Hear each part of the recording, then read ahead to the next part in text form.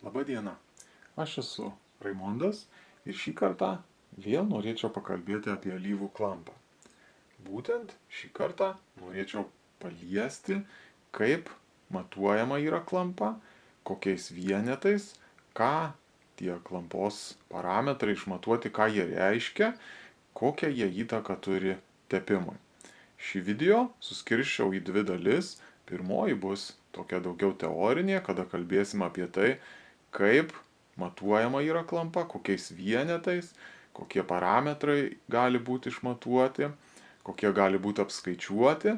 Na, pakalbėsim apie tai, kaip tie parametrai, kokią jiems įtaką turi aplinkos sąlygos, variklio ar transmisijos darbo sąlygos, kokią įtaką turi klampai. Na, kaip ta klampa keičiasi, kalbėsim. Kitas video, antroji dalis, jis bus apie tai, kaip klampa keičiasi eksploatuojant, ką ta klampa daro variklyje, kodėl ji reikalinga būtent tokia, ką ji daro variklyje, ką ji daro transmisijoje, kaip jų darbą, kaip mechanizmų darbą įtakoja klampos kitimas dėl eksploatavimo sąlygų. Na, manau, kad tikrai bus įdomu. Galbūt šie video bus ilgoki, bet rekomenduoju pažiūrėti iki galo, kad susipažintumėt, kaip ta klampa vis tik tai įtakoja darbą mechanizmų ir kuo ji yra reikšminga. Na, kad nepražiopsotumėt sekančio video, kviečiu prenumeruoti šį kanalą ir paspausti tą varpelį, kad praneštų jums, kada jau atsiras naujasis video. Tai jei sudominau, bandykim pakalbėti apie alyvos klampą, jos matavimą ir matavimo vienetus.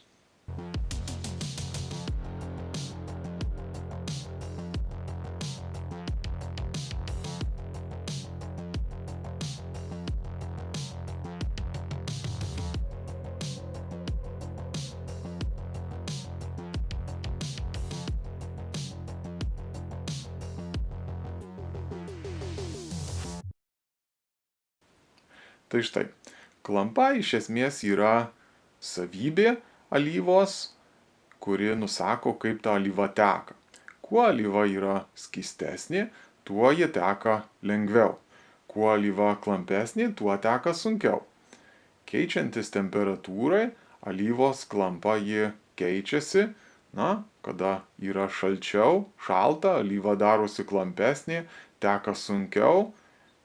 Kada yra karšta, aukšta temperatūra, alyva teka lengviau. Reikia suprasti ir tai, kad kada alyva yra didesnės klampos, jai yra sunkiau prasiskverbti tarp detalių, tarp sąveikaujančių detalių, jai sunku ištekėti per tam tikras ertmes, kurios skirtos ištekėjimui, kaip tarkim stūmokliuose, kada yra tepaliniai žiedai. Na tai kada jau stūmoklis leidžiasi žemyn ir reikia tą alyvą nubraukti nuo cilindrų, tai alyva turi sutekėti per skyles esančias stūmoklyje, ar ne? Na ir jeigu tos alyva yra klampesnė, tos skylės labai mažos, gali ne viskas spėti ištekėti, tada jau aišku bus problemų. Tai čia yra tik vienas pavyzdys, kaip alyvos klampa gali paveikti variklio darbą ir kartais tas yra labai svarbu. Apie klampą kalbant, pirmiausiai pakalbėkime apie jos matavimo vienetus. Tai yra kinematinė klampa ir dinaminė klampa. Tokie du klampos parametrai. Tai dinaminė klampa, ji iš esmės parodo, kaip skystis teka ir ar jis lengvai teka ar sunkiai teka. Ar jį lengva maišyti ar sunku maišyti. Ar lengva jį deformuoti, kada šlytis kažkokia yra, ar ne, tai čia yra kalba apie dinaminę klampą. Dinaminės klampos matavimo vienetai yra paskaliai per sekundę arba milipaskaliai per sekundę, jeigu reikia kažkokių mažesnių vienetų. Tai dinaminę klampą galima pajausti, jeigu, tarkim, maišysit alyvą, kažkokią tirštesnę alyvą maišysit, tada jaučiasi, kad ta kažkoks tai pasipriešinimas tam maišymui, tai iš esmės čia yra dinaminė klampa. Dabar kitas vienetas, jisai yra kinematinė klampa. Žodžiu, kinematinė klampa, ji kaip ir gaunama, kada turim dinaminę klampą ir turim skysčio tankį. Na, skysčio tai šiuo atveju alyvos tankį. Ir galima štai pagal šitą lygtį apsiskaičiuoti, kokia bus kinematinė klampa. Vis dėlto kinematinę klampą galima ją ir išmatuoti.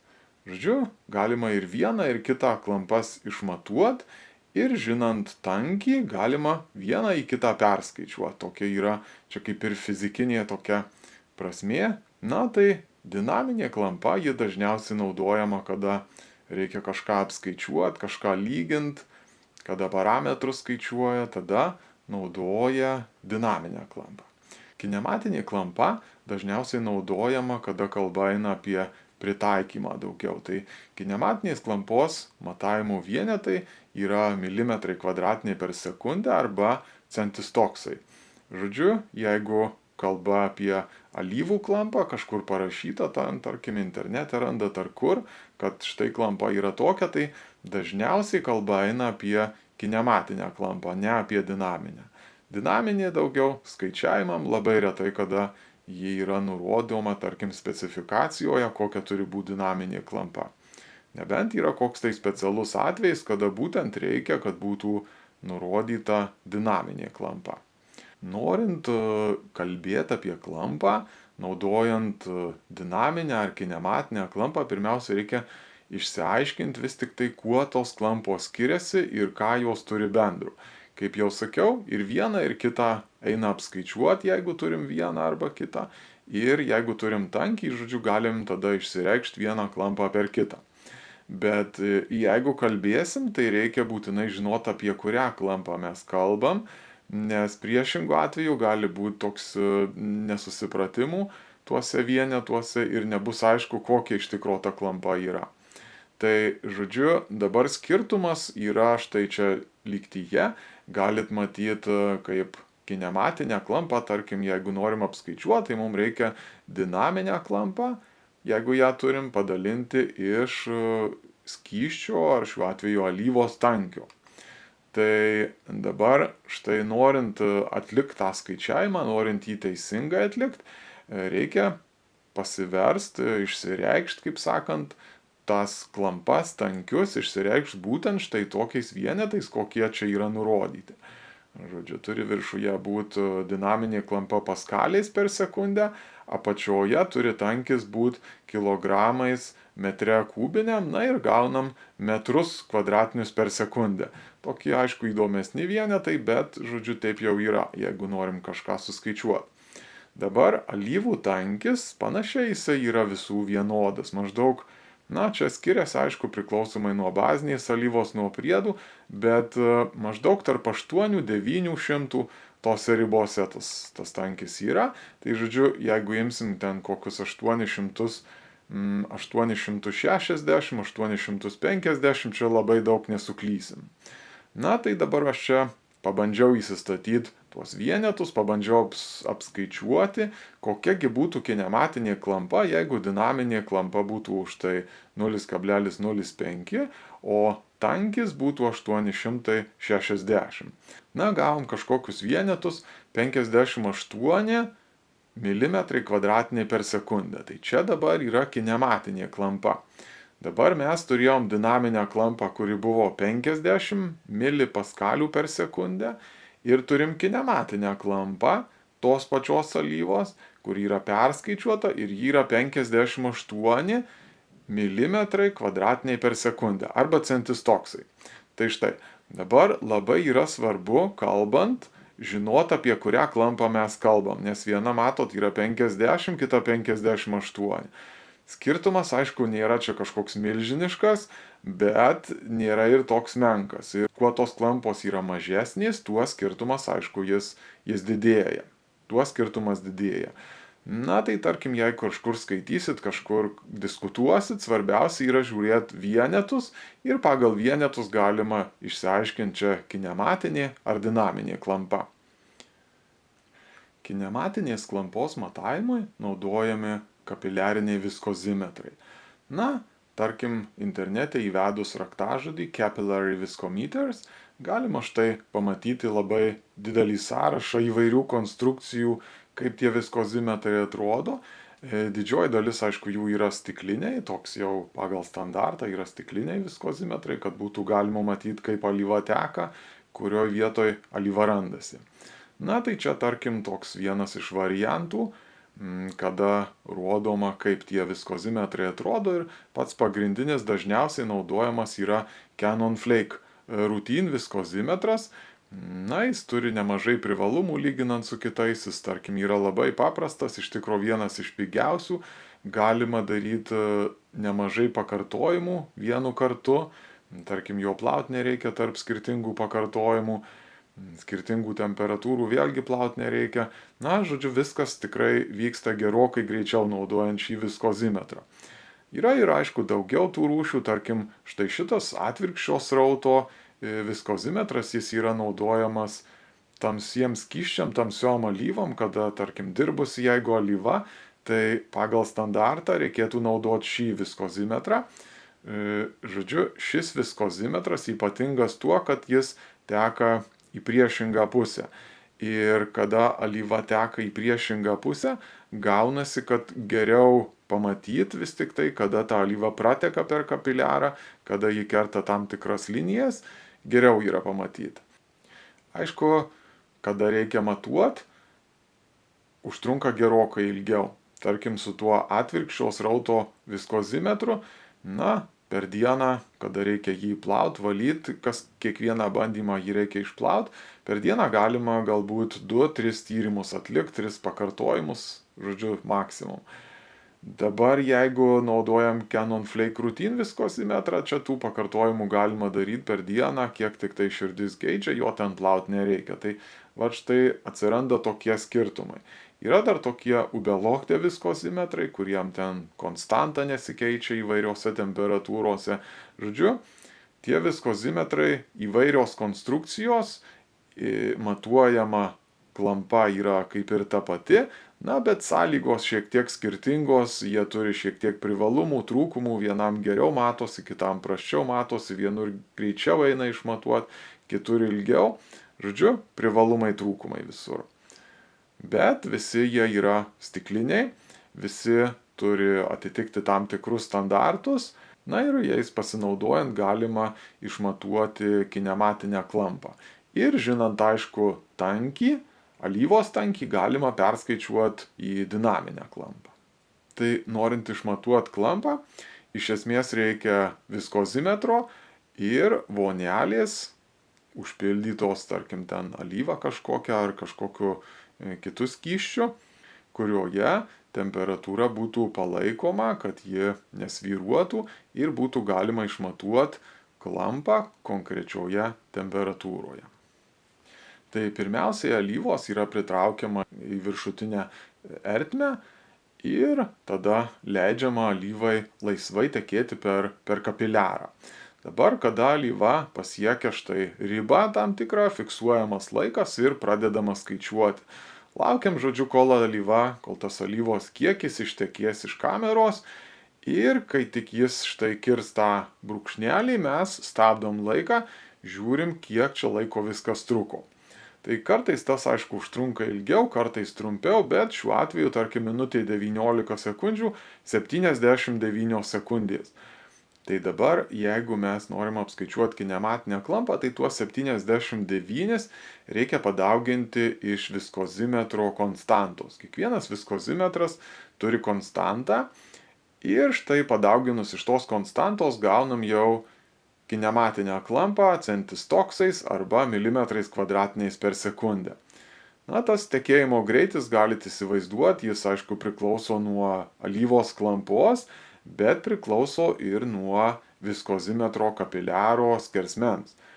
Žodžiu, tie kapiliarai jie būna įvairių skersmenų ir tirštesniem alyvom naudojami storesni kapiliarai, skystesniem naudojami plonesni kapiliarai. Viskas priklauso nuo kantrybės ir priklauso nuo matavimo metodikos.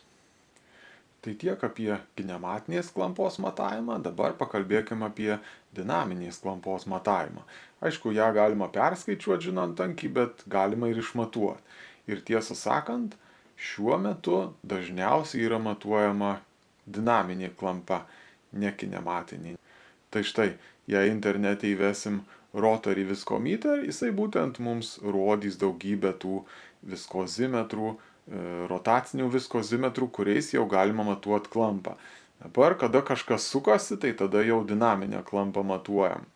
Na ir čia galima štai matyti, kaip atrodo tie viskozimetrai, yra įvairiausių konstrukcijų, na bet kaip jau sakiau, principas tas pats. Rotorius sukasi alyvoje, matuojamas sukimo momentas, paverčiamas į dinaminės klampos vienetus. Tai čia toks vienas štai iš variantų, kaip jis galėtų atrodyti. Yra, žodžiu, rotorius, kuris yra sukamas, yra tam tikri ribotuvai, kad čia neatsitiktų kokių avarijų. Tai dabar tas rotorius merkiamas į alyvą, sukasi ir, aišku, prietaisas tada parodo, kokia ten yra dinaminė klampa. Dabar tų konstrukcijų čia yra, kaip ir sakiau, yra įvairių, yra panašumų, yra skirtumų. Dabar priklausomai nuo to, ką mes vis tik tai norim matuoti, yra skirtingi prietaisai, yra skirtingi rotoriai. Žodžiu, jeigu alyva yra labai skysta, reikės kažkokio didesnio rotoriaus, gali jisai būti netgi su mentelėm, nes tą mažą sukimo momentą yra pajaust gerokai sunkiau. Na, kuo alyva klampesnė, tuo to rotoriaus reikia mažesnio. Iš pradžių, tarkim, jis būna cilindras, vėliau gali tas cilindras mažesnio skersmen būti, mažesnių matmenų. Jeigu, tarkim, matuojam plastinius tepalus, kurie iš tikrųjų yra tikrai klampus, tada užtenka disko netgi. Plastiniam tepalam naudojami diskai, kada sukasi jie ir tarpe tarp disko, tarp stalelio yra plastinis tepalas, tai užtenka, žodžiu, štai to nedidelio ploto, kad išmatuot dinaminę klampą plastiniam tepalui. Kada dinaminė ar kinematinė klampa jau yra išmatuota, žinom galbūt tankį, gal ir nežinom, žodžiu, tada kalba eina apie tai, kaip ta klampa keičiasi eksploatuojant, kaip ta klampa keičiasi tam tikrom sąlygom. Tai yra klampos indeksas. Klampos indeksas jis neturi jokių vienetų, jis tiesiog yra tam tikras skaičius nuo 0 iki kelių šimtų. Ir tas klampos indeksas jis parodo, kaip keičiasi alyvos klampa, kada keičiasi aplinkos temperatūra. Paprastai alyvos, jos skystėja, kada temperatūra didėja. Tai štai klampos indeksas, kuo jis didesnis, kuo jis artėja link 100, artėja link 200, žodžiu, tuo alyva mažiau keičiasi jos klampa. Tai iš esmės, kuo didesnis klampos indeksas, tuo kokybiškesnė yra alyva. Klampos indeksas paprastai alyvą perkant jis nėra nurodomas, galima tiesiog maždaug įsivaizduoti, jeigu čia mineralinė, tai ten gali būti maždaug apie 120-150, jeigu sintetinė, artėja link 200. Žodžiu, jisai kaip ir yra toks vienetas, bet paprastai jo niekas taip lengvai neatskleidžia, nes čia yra susijęs su tuo, kad jis eksploatacijos metu jisai keisis ir labai stipriai keisis. Kai kuriom alyvom ypač stipriai keičiasi. Dabar jeigu mes bandytume išmatuoti klampą, realiai alyvai bandytume išmatuoti klampą, tai taip ir pastebėtume, kad kuo aukštesnė temperatūra, tuo klampa yra žemesnė. Na, tai dabar, tarkim, žiūrim, štai čia yra grafikas, kur parodyta skirtingų variklių alyvų klampa, kaip jį keičiasi kintant temperatūrai. Ir matom, kad štai žemose temperatūrose yra nemaži skirtumai, vėliau tie skirtumai jie sumažėja ir galiausiai prie 100 laipsnių ten skirtumo nėra. Taip ir turėtų būti, nes alyva štai yra 40 ant galo, ar ne? Ir tokiu atveju klampa prie 100 laipsnių yra vienoda. Kadangi štai skaičius prie W raidės yra skirtingas visų alyvų, tai žemoje temperatūroje visos jos ir pasižymi skirtinga klampa. Čia ir matosi, žodžiu, kaip ta alyvos klampa keičiasi nuo temperatūros. Tai iš esmės tas kitimas toks yra eksponentinis, pradžioje stipriai keičiasi, vėliau gerokai mažiau. Aišku, jeigu domėsitės, vartysit internete, žiūrėsit alyvų charakteristikas, tada rasit tokių įdomių dalykų, kada vieną kartą klampa pateikiama kaip eksponentė, štai šitam grafikė yra, kitą kartą alyvos klampa jau štai nuo temperatūros priklausomybė kaip ir tiesinė tokia beveik pasidaro. Tai čia iš tikrųjų nieko keisto nėra, nes mokslininkai jie prigalvoja, kaip tą temperatūrą ir tą klampą interpretuoti. Tai jeigu kalbėsim apie realią klampą, apie realią temperatūrą ir realią klampą, tai gausim visada eksponentę. Žodžiu, tokiu atveju yra lengva pagal grafiką, labai nesudėtinga yra sužinot, kokia bus klampa tam tikroje temperatūroje. Kada mums reikia tas alyvas jau lyginti vieną su kita, lyginti jos klampą, tada yra patogiau naudoti tieses. Dabar tiesės jos gaunasi labai nesudėtingai, tiesiog klampos kreivė, ji turi būti logaritminė ir kada logaritminė klampos skalė, ta klampa ji beveik išsitiesina ir tada yra daug lengviau palyginti.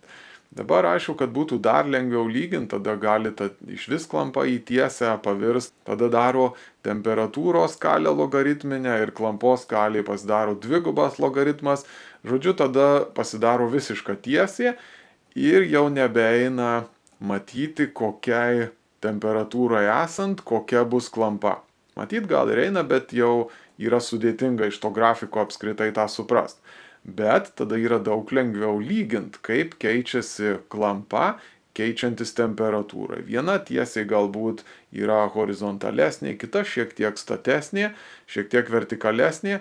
Na ir tada daug paprasčiau pasidaro lygint. Tada, žodžiu, patys kaip ir dydžiai klampos esant temperatūrai nėra tokie aktualūs, yra aktualiau, kokia yra tendencija. Žodžiu, kaip keičiantis temperatūrai, kaip keisis klampa.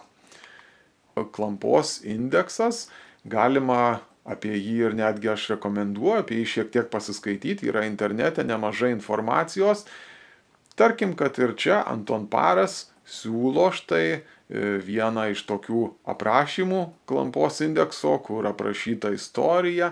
Na ir galėtume mes čia štai pažiūrėti, šitas grafikas kaip tik jis parodo, kaip yra apskaičiuojamas klampos indeksas. Tai, žodžiu, pradžioje senais laikais jie paėmė dvi alyvas, vieną pačią geriausią, kitą pačią prasčiausią, tai ta prasčiausia labai jos klampa kito kintant temperatūrai, tai jie nustatė, kad čia, žodžiu, bus nulinis klampos indeksas. Dabar kita alyva buvo tuo metu geriausia, mažiausiai klampa kito nuo temperatūros, tai jie numanė, kad čia bus, žodžiu, 100 klampos indeksas. Na ir visos alyvos jos buvo kažkur tarp 0 ir tarp 100.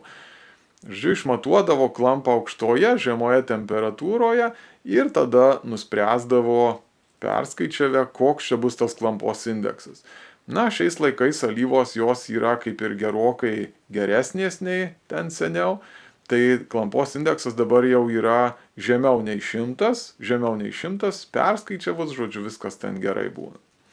Na, tai dabar, aišku, kaip tas klampos indeksas apsiskaičiuoja, tai ten matematika yra gana sudėtinga, reikia tam tikrų lentelių, bet internete įvedus Viscosity Index Calculator galima susirasti kalkuliatorių, kurie tikrai teisingai apskaičiuoja klampos indeksą.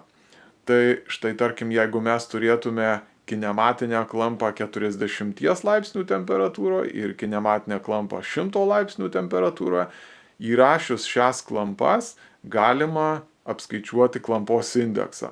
Tai dabar, jeigu mes čia bandysim įvesti kažkokias reikšmes, tarkim, polialfa-olefinai, sintetinė alyva, tokia viena iš skystesnių, PaO10 ar ne, tai jos klampa, esant 100 laipsnių temperatūra, yra lygiai 10. Na ir galėtume bandyti atspėti, kokia dabar klampa galėtų būti 40 laipsnių temperatūroje. Tai tarkim, jeigu bandytume čia 60 štai, gaunasi tikrai nemenkas klampos indeksas, tikriausiai reikia šiek tiek susimažinti, tai kokią 50, bus pats tas. Ir dabar, jeigu mes čia pasitikrintume, štai informacija lentelėse įrodo, kad mes tokiose ribose panašiai PaO ir galėtų būti. Na, vėlgi galima pagal skirtingas bazinės alyvas maždaug atsirinkti, koks tas klampos indeksas galėtų būti. Tai vienom, tarkim, mineralinių jis yra mažesnis, sintetinių didesnis. Štai vat įdomu, kad augalinis aliejus jis pasižymi tikrai dideliu klampos indeksu, be jokių priedų, milžiniškas klampos indeksas. Na, silikoninė alyva, ji kaip bazinė, ji naudojama labai retai, nebent kaip priedas tik tai jos klampos indeksas apskritai čia yra kosmose, žodžiu, labai didelis klampos indeksas. Štai šis grafikas labai neblogai rodo tą kitimą, tiksliau skirtumą, kaip skiriasi tos sezoninės ir visasezonės alyvos, toks single grade ir multigrade. Žodžiu, sezoninės alyvos, jos štai SAE 10, SAE 40, kitimas yra klampos gana nemažas, mažesnis klampos indeksas. Dabar, jeigu mes panaudosim priedų, tai galim padaryti tokią visą sezoninę alyvą, kuri žemoje temperatūroje elgiasi kaip SAE 10, aukštoje temperatūroje ji elgiasi kaip SAE 40. Na ir įdomu yra iš tikro tie priedai, įdomi jų konstrukcija tų priedų, jeigu taip galima išsireikšti. Žodžiu, tie priedai yra tokios molekulės, kurios sugeba aukštoje temperatūroje būti gana didelės, žemoje temperatūroje jos sumažėja. Tai dabar, jeigu mes turėsim ar ne šaltas oras, variklis šaltas, tada, žodžiu, alyva ir šiaip yra didesnės klampos, tai tos molekulės priedų jos yra mažos. Dabar alyvos temperatūra didėja, variklis šyla, tada iš karto alyva skystėja, bet štai šios molekulės, jos, žodžiu, išsiskleidžia ir kada molekulės didesnės, jos didina klampą, nes alyva yra sunkiau tekėti. Kuo didesnės molekulės, tuo alyvai tekėti yra sunkiau. Tai tokių priedų įdėjus, tada alyva iš to single grade pasidaro multigradas. Esmė visų yra ta pati, kada temperatūra yra žemesnė, molekulės yra mažos, jos netrukdo alyvai tekėti, kada temperatūra yra aukštesnė, šios molekulės jos padidėja ir iš karto pasidaro daug sunkiau alyvai tekėti, klampa ne taip greitai mažėja. Žodžiu, klampa, tie priedai jie gali tam tikrose ribose palaikyti. Ta klampa ji vis tiek keičiasi, bet ne tiek, kiek keistųsi be priedų. Žodžiu, priedai jie šiek tiek padaro klampą pastovesnę, kad ji tiek daug nesikeistų kintant temperatūrai. Kita labai įdomi klampa yra high temperature, high shear viscosity. Dinaminė ji klampa ir ji matuojama 150 laipsnių temperatūroje, esant 1 milijono per sekundę šlyčiai. Toks įdomus matavimas iš tikro, nekasdieniškas ir tikrai ne kiekvienas viskozimetras sugeba išmatuoti tokią klampą. Variklinių alyvų specifikacijoje yra nurodyta, kokia turėtų būti ši klampa esant šlyčiai aukštoje temperatūroje ir būtent, kad ji turi būti ne mažesnė kaip. Bet ta klampa, ji tokia yra daugiau garbės žodis. Kokia ji bus, niekas taip ir negali pasakyti. Kaip ji pasikeis, eksploatuojant, vėlgi niekas negali pasakyti. Jeigu jūs norėtumėte įsigyti alyvos, kur štai šis high temperature, high shear skaičius yra nurodytas konkretus, tai jums alyva kainuotų tikrai mažiausiai 2, 3 ar 4 kartus brangiau, negu dabar galite įsivaizduoti, kokią brangiausią pirktumėt savo varikliui. Tokias alyvas dažniausiai perka lenktynėms ir kada tokią alyvą turim variklyje, yra daug lengviau prognozuoti, kaip elgsis variklis, kaip elgsis tepimo plėvelė tarp sąveikaujančių detalių, kaip mūsų variklis bus tepamas, kiek jisai duos galios, labai priklauso nuo šios skaičiaus. Ir tik tos alyvos, kurios štai yra skirtos lenktynėms, yra gerokai brangesnės, ten tas skaičius yra nurodytas. Aišku, už tą nurodymą reikia susimokėti, bet jis jau nebėra garbės žodis, kaip eiliniais alyvose. Tai dabar, kalbant apie štai šią dinaminės klampos rūšį.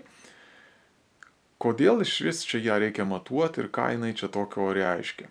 Tai pirmiausiai mes jau dabar žinom, kad klampa ji keičiasi keičiantis temperatūrai. Įdomu tai, kad klampa keičiasi ir keičiantis šlyčiai. Žodžiu, jeigu labai intensyviai maišysit alyvą, tai pasirodo, kad jos klampa sumažėja. Dabar tas intensyviai tai reiškia labai intensyviai. Jeigu, tarkim, yra alkūninis velenas ar kažkoks kitas velenas, jisai sukasi įvorėje ir tarp sąveikaujančių tų paviršių yra tam tikra alyvos plėvelė, tai dabar ta alyvos plėvelė, ji, kaip ir patiria tam tikrą šlytį. Ir dabar tos šlyties pasekoje alyvos klampa ji mažėja. Tai dabar turim tokį kaip ir dvigubą efektą. Sumažėja dėl temperatūros, nes 150 laipsnių, ir sumažėja dėl šlyties, nes šlytis yra 1 milijonas per sekundę. Ar kas tas milijonas per sekundę, pamatysim vėliau. Pirmiausia, išsiaiškinkim, kaip ta šlytis keičia klampą.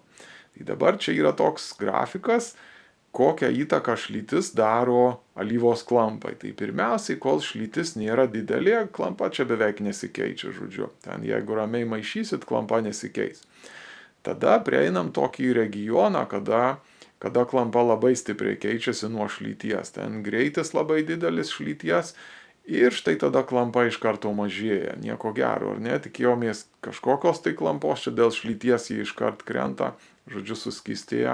Vėliau čia pasiekus tam tikrą ribą jau paskui nebesikeičia ta klampa.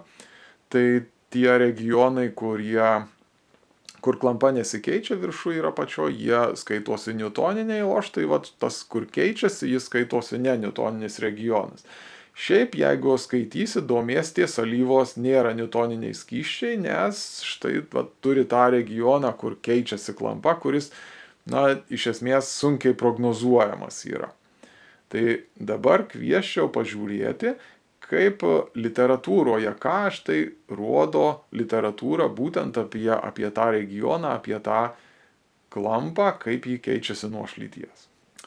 Tai čia toks, kur rašo apie high temperature, high shear klampą, ir štai kreiviai rodanti, kaip vis tik tai ta klampa keičiasi. Yra tie du regionai, kada maža šlytis, didelė šlytis, klampos beveik nesikeičia. Bet tarpe yra štai toks tarpas, kada, stipriai keičiasi klampa, ir dabar angliškai jis vadinasi shear thinning, kas reiškia, kad alyvos plėvelė plonėja dėl šlyties. Klampa mažėja, alyvos plėvelė plonėja. Ir dabar būtent ta klampa, high temperature, high shear, viscosity, jinai yra matuojama pabaigoje to regiono, kada jau prognozuoja, kad tikriausiai čia jau dabar nebesikeis daugiau.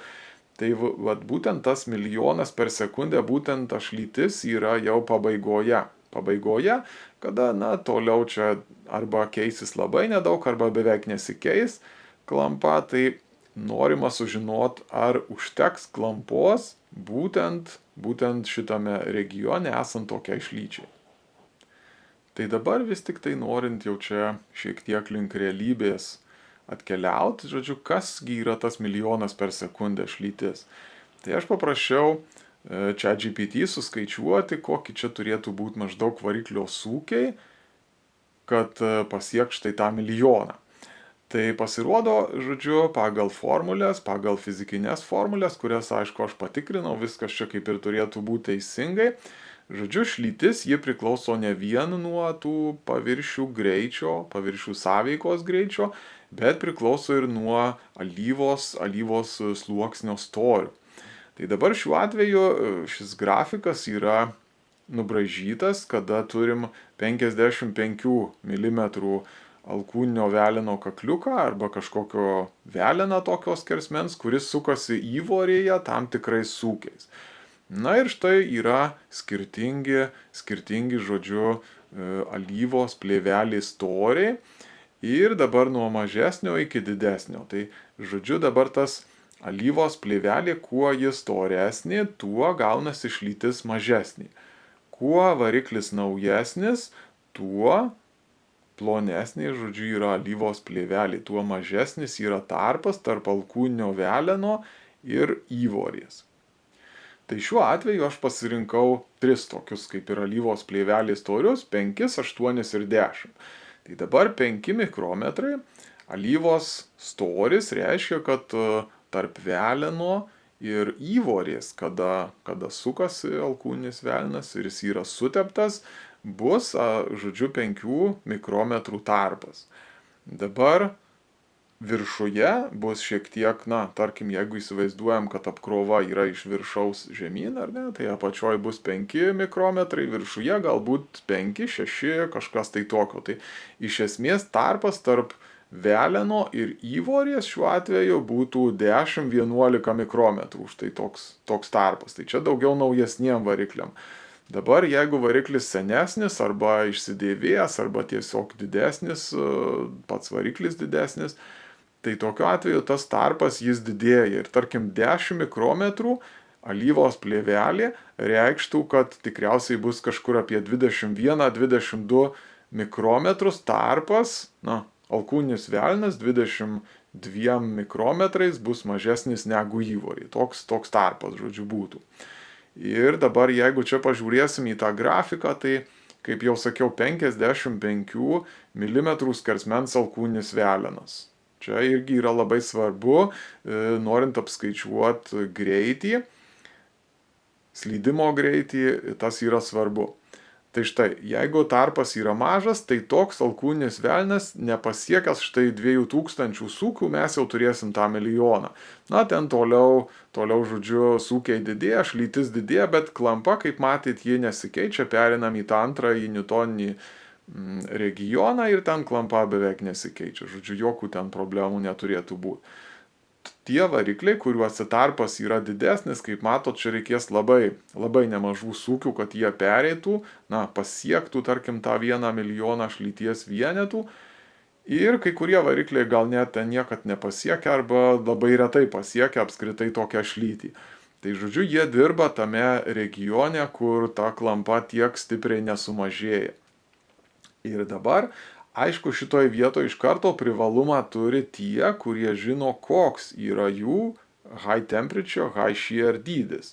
Nes, tarkim, jie gali prognozuoti, kiek reikės trinties, kaip elgsis variklis, koks bus tarpas, kokia bus šlytis, kokia bus klampa, kiek galios ir kiek reikės degalų, štai, kad tas alkūninis velnas galėtų suktis. Nebūtinai alkūninis velnas, jeigu velenas sukosi įvorėje, hidrodinamiškai arba hidrostatiškai tepamas, tai čia, žodžiu, tas pats praktiškai yra.